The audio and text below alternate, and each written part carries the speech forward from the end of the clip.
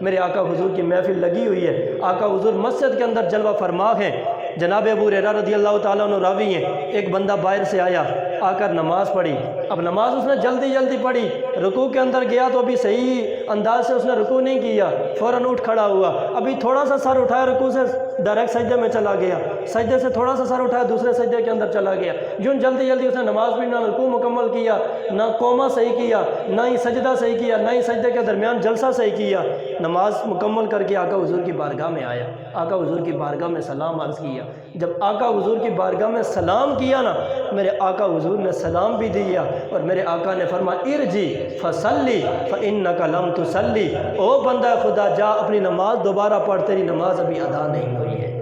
اب نماز پڑھ کے آیا ہے لیکن آقا نے فرمایا ارجی فصلی فانک لم تصلی، اپنی نماز دوبارہ ادا کر کے آ، کیونکہ تو نے نماز صحیح ادا نہیں کی ہے۔ جناب ابو ہریرہ رضی اللہ تعالیٰ عنہ روایت کرتے گئے، میرے آقا حضور سرکار مدینہ نے فرمایا اے بندہ خدا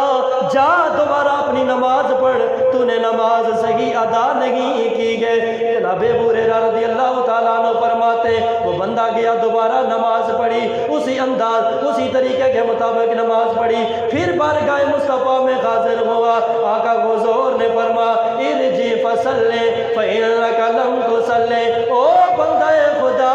جا دوبارہ سے اپنی نماز پڑھ، تو نے نماز ادا نہیں کی گئے۔ بندہ تیسری بار لوٹا، پھر جا کر اسی مطابق اسی انداز سے اسی طریقے سے نماز پڑھی، پھر تیسری بار آقا حضور کی بارگاہ میں حاضر ہوا، میرے آقا حضور نے تیسری بار بھی فرمایا ارجی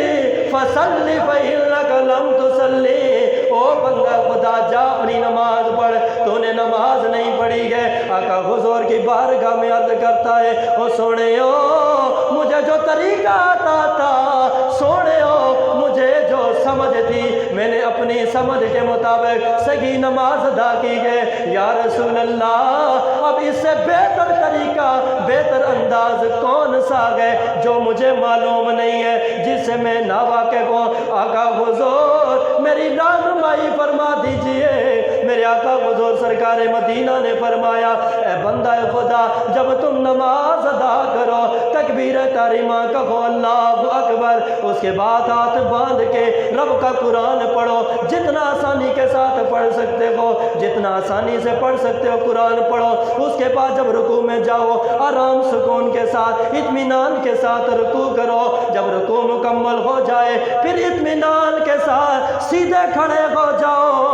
یہاں تک کہ جسم کا ہر جوڑ اپنی جگہ پہ آ جائے، پھر آرام اور اطمینان کے ساتھ سجدے میں جاؤ، صحیح انداز کے مطابق سجدہ کرو، صحیح اطمینان کے ساتھ سجدہ کرو، جب سجدہ ہو جائے پھر آرام سکون سے بیٹھ جاؤ، اس انداز سے بیٹھو کہ تمہارے جسم کا ہر جوڑ اپنی جگہ پہ آ جائے، پھر دوسرا سجدہ کرو، اسی طرح اپنی نماز کو مکمل کیا کرو۔ فرما پھر اسی طرح اطمینان کے ساتھ سکون کے ساتھ اپنی نماز کو مکمل کیا کرو۔ اب نماز پڑھی تو اس نے تھی لیکن نماز قائم نہیں ہوئی تھی، کیونکہ نماز پڑھنا اور ہے، نماز قائم کرنا اور ہے۔